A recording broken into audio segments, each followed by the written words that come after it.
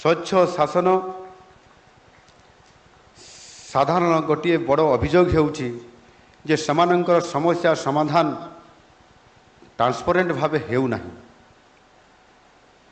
ତେଣୁ ଆମକୁ ଏହି ଧାରଣାକୁ ବଦଳାଇବାକୁ ପଡ଼ିବ। ବର୍ତ୍ତମାନ ଟେକ୍ନୋଲୋଜି ଆମ ପାଖରେ ଅଛି, ତାକୁ ବ୍ୟବହାର କରି ଆମେ ଶାସନ ବ୍ୟବସ୍ଥାକୁ ସୁନିଶ୍ଚିତ ଭାବେ ସ୍ୱଚ୍ଛ ଓ ସରଳ କରିପାରିବା। ସ୍ୱଚ୍ଛ ଶାସନରେ ଗୋଟିଏ ବଡ଼ ସମସ୍ୟା ହେଉଛି ଅଧିକାରୀଙ୍କର ଦ୍ୱାରା ଇଚ୍ଛାଧୀନ ଡିସ୍କ୍ରିସନାରୀ କ୍ଷମତାର ଅପବ୍ୟବହାର।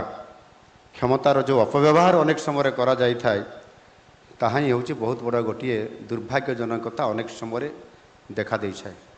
ଉଦାହରଣ ତ ଅନେକ ଅଛି, ମୁଁ ଉଦାହରଣ ଦେବା ପାଇଁ ଚାହିଁବି ନାହିଁ ଯେହେତୁ ସମୟ ନାହିଁ।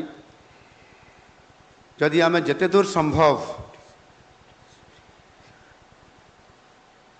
ପ୍ରକ୍ରିୟାକୁ ହ୍ୟୁମାନ୍ ଇଣ୍ଟରଫେସ୍କୁ କମ୍ କରିପାରିବା, ସେତେ ଦୂର ଏହା ସ୍ୱଚ୍ଛ ଓ ସରଳ ହୋଇପାରିବ। ଯେମିତି ଉଦାହରଣ ସ୍ୱରୂପ ଗୋ ସୁଗମ ସଫଲ ପୋର୍ଟାଲ, ଏହାଦ୍ୱାରା ବିଭିନ୍ନ ପ୍ରକଳ୍ପକୁ ବିନା ମାନବ ଇଣ୍ଟରଫେସ୍ରେ ଅନୁମୋଦନ କରାଯାଇପାରୁଛି। କ୍ରିୟାଶୀଳ ସାଧାରଣରେ ଧାରଣା ଅଛି ଯେ ଆମ ଶାସନ ପ୍ରଶାସନ ବ୍ୟବସ୍ଥା କଚ୍ଛପ ଗତିରେ ଚାଲିଥାଏ ଏବଂ ଏହା ମଧ୍ୟ ଅମୂଳକ ନୁହେଁ ବା ସତ୍ୟ ନୁହେଁ। ଲୋକଙ୍କର ଏହି ଧାରଣାକୁ ଆମକୁ ପରିବର୍ତ୍ତନ କରିବା ପାଇଁ ପଡ଼ିବ। ରାଜ୍ୟ ସ୍ତରରେ ଟେକ୍ନୋଲୋଜିକୁ ବ୍ୟବହାର କରି ଏହାକୁ ନିଶ୍ଚିତ ଭାବେ କମ୍ କରାଯାଉଛି, କିନ୍ତୁ ମୁଁ ଅନୁଭବ କରେ ଯେ ଏହାକୁ ଆହୁରି ତ୍ୱରିତ କରାଯାଇପାରିବ। ଜିଲ୍ଲା ଏବଂ ବ୍ଲକ ସ୍ତରରେ ମଧ୍ୟ ସରକାରୀ ନିଷ୍ପତ୍ତି ଯେତେ ଦୂର ସମ୍ଭବ ଠିକ୍ ଏବଂ ଶୀଘ୍ର ନିଆଯିବା ଆବଶ୍ୟକ, ଯାହାଦ୍ୱାରା ପ୍ରଭାବିତ ବ୍ୟକ୍ତି ନିଷ୍ପତ୍ତି ଅନୁସାରେ ପରବର୍ତ୍ତୀ ନିର୍ଣ୍ଣୟ ନେଇପାରିବ। ଅଯଥା ନିଷ୍ପତ୍ତିକୁ ତ୍ରିଶଙ୍କୁ ଅବସ୍ଥାରେ ରଖନ୍ତୁ ନାହିଁ। ନାଗରିକ ଇଣ୍ଟରଫେସ୍, ଆପଣମାନେ ସମସ୍ତେ ଅନୁଭବ କରିପାରୁଥିବେ ଯେ ନାଗରିକ ଓ ପ୍ରଶାସନ ମଧ୍ୟରେ ଯେତେ ଯେପରି ଏକ ଗ୍ୟାପ୍ ବା ଦୂରତା ରହିଯାଇଛି।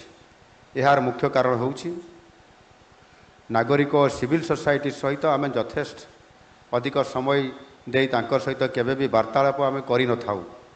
ଆମେ ଯେତେ ଅଧିକ ନାଗରିକ ଓ ସିଭିଲ୍ ସୋସାଇଟିଙ୍କୁ ସ୍ଥାନୀୟ ପ୍ରଶାସନରେ ସମ୍ପୃକ୍ତ କରାଇବା, ଆମେ ଏହି ଖାଇକୁ ସେତେ ଅଧିକ କମ୍ କରିପାରିବା। ବିଭିନ୍ନ ଜିଲ୍ଲା ସ୍ତରୀୟ ସିନିୟର ସିଟିଜେନ୍ସ ଫୋରମ୍ କରି ସେମାନେ ଅନେକ ସମୟରେ ସେ ଜିଲ୍ଲାକୁ ରୁଧିବନ୍ତ କରିବା ପାଇଁ, ବିକାଶର ଧାରାକୁ ଆଉ ଟିକେ ସ୍ପିଡ୍ କରିବା ପାଇଁ ଅନେକ ସମୟରେ ଆମରି ଭିତରୁ ମଧ୍ୟ ଯେଉଁମାନେ ଅବସରପ୍ରାପ୍ତ ନେଉଛନ୍ତି ଏବଂ ସେହି ଅଧିକାରୀମାନେ, ସେହି ଅଫିସରମାନେ ମଧ୍ୟ ଏବଂ ଅନେକ ବୁଦ୍ଧିଜୀବୀମାନେ ମଧ୍ୟ ମିଳିତ ଭାବରେ ଗୋଟିଏ ଜାଗାରେ ରହି ଏକ ସିଟିଜେନ୍ ଫୋରମ୍ କରିକିରି ଅନେକ ସମୟରେ ପ୍ରଶାସନକୁ ଜିଲ୍ଲା ସ୍ତରରେ ଏବଂ ରାଜ୍ୟରେ ମଧ୍ୟ ରାଜ୍ୟ ସ୍ତରର ପ୍ରଶାସନକୁ ଅନେକ ପରାମର୍ଶ ଦେଇଥାନ୍ତି ଏବଂ ତାକୁ ଆମେ ଗ୍ରହଣ କରିବାର ବହୁତ ଆବଶ୍ୟକତା ଅଛି। ତାହେଲେ ଆମେ ନିଶ୍ଚିତ ଭାବରେ ଅନେକ କାମରେ ସୁଧାରି ପାରିବା। କାହିଁକି ନା ସେହି ଅଧିକାରୀମାନେ ଆମ ବିଭାଗରେ ହିଁ 33 ବର୍ଷ କିମ୍ବା 37 ବର୍ଷ କାମ କରି ଯାଇଛନ୍ତି ଏବଂ ବହୁତ ଅନୁଭୂତି ଅଛି।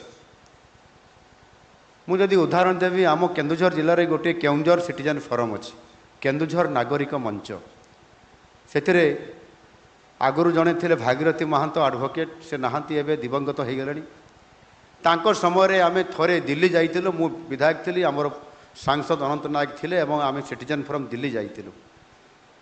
ସେତେବେଳେ ବି କେନ୍ଦ୍ରରେ ଯେଉଁ ଆମ ସରକାର ଥିଲା, ଆମେ ଗୋଟିଏ 2 ଦିନ ଭିତରେ ଅନେକ ବିଭାଗର ମନ୍ତ୍ରଣାଳୟ ସହିତ ଯୋଗାଯୋଗ କରି ଅନେକ ଦାବି ଏବଂ ଚିଠି ମଧ୍ୟ ଦେଇଥିଲୁ।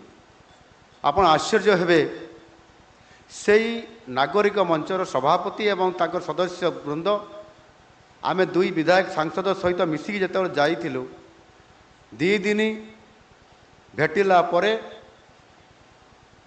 ମୁଁ ଏବଂ ମାନ୍ୟବର ସାଂସଦ ତାଙ୍କ ସହିତ ମିଶିକି ଆମେ ସିମଲା ପଳେଇଲୁ ବୁଲିବା ପାଇଁ ଏବଂ ନାଗରିକ ମଞ୍ଚମାନେ ସେମାନେ ଆଉ ଦିନେ ଦିଲ୍ଲୀରେ ରହିକି ଟ୍ରେନ୍ ଯୋଗେ ସେମାନେ କେଉଁଝରକୁ ଫେରିଲେ।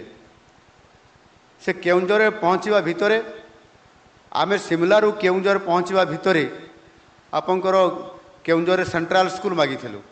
ରେଲର ଗୋଟେ ଚାଲିବା ପାଇଁ ଆମେ ତାହାର ବ୍ୟବସ୍ଥା ପାଇଁ ଆମେ ଯୋଜନା ପାଇଁ ଆମେ ପଇସା ମାଗିଥିଲୁ। ତା ଭିତରେ ଆପଣ ସେଣ୍ଟ୍ରାଲ ସ୍କୁଲ ଆମ ଜିଲ୍ଲା ସହିତ ଆହୁରି 10ଟି ସେଣ୍ଟ୍ରାଲ ସ୍କୁଲ ମଡେଲ ସ୍କୁଲ ମିଶିକି 10ଟା ସ୍କୁଲ ଆମେ ପହଞ୍ଚିବା ଭିତରେ ଅର୍ଥାତ୍ 48 ଘଣ୍ଟା ଭିତରେ ଘୋଷଣା ହୋଇଗଲା ଏବଂ ସେହି ନାଗରିକ ମଞ୍ଚର ସଦସ୍ୟମାନଙ୍କର ଦ୍ୱାରା ଆମକୁ ନେଇକି ଯିବା ଦ୍ୱାରା ଏ ସମ୍ଭବ ହେଲା। ପରବର୍ତ୍ତୀ ପର୍ଯ୍ୟାୟରେ ଆଉ ଜଣେ ନାଗରିକ ମଞ୍ଚର